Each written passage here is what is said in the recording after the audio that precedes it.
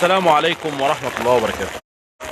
وإذا ما شئت في الدارين تسعد فأكثروا من الصلاة على محمد، وإن شئت القبول في الدعوات فتختم بالصلاة على محمد. فلا صوم يصح ولا صلاة لمن ترك الصلاة على محمد، وإن كانت ذنوبك ليست تحصى تكفر بالصلاة على محمد، فما تتضاعف الحسنات إلا بتكرار الصلاة على محمد. وعند الموت تحظى وتؤمن بالأمان بكثرة الصلاة على محمد، وعند الموت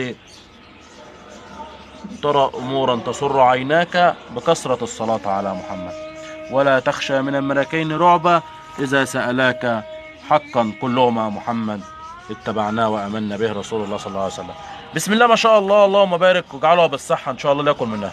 طبعا زي ما حضراتكم شايفين الحمام بعد ما اتذبح ما شاء الله، شايفين يا جماعة، شايفين الصدر الحمام عامل ازاي؟ بسم الله ما شاء الله، شايفين الحلاوة، شايفين الصفار، شايفين السمونية، ربنا يجعلها بالصحة لا يأكل منها إن شاء الله كده. شايف ما شاء الله الصدر عامل ازاي؟ بسم الله ما شاء الله. نتكلم ونقول حمام كبير يبقى احنا بنتكلم بمصداقيه وعارفين احنا بنقول ايه. شايفين الشغل بسم الله ما شاء الله، اللهم بارك واجعلها بالصحه. شايف ما شاء الله الحمام عامل ازاي يا جماعه؟ شايفين الحجم؟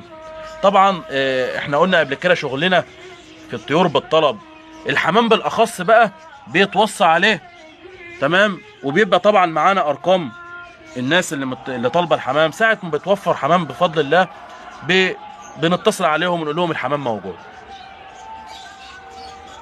ما شاء الله ربنا يجعلها بالصحة. شغلنا في الطيور بالطلب، البط والفراخ والسمان كله بالطلب. تحياتنا للجميع، ويا رب دايما يا جماعة أصدقائنا وكل اللي يشوف الفيديو سواء صباح أو مساء، يا رب دايما تكونوا بخير وبصحة وسعادة جيدة، آمين يا رب. السلام عليكم.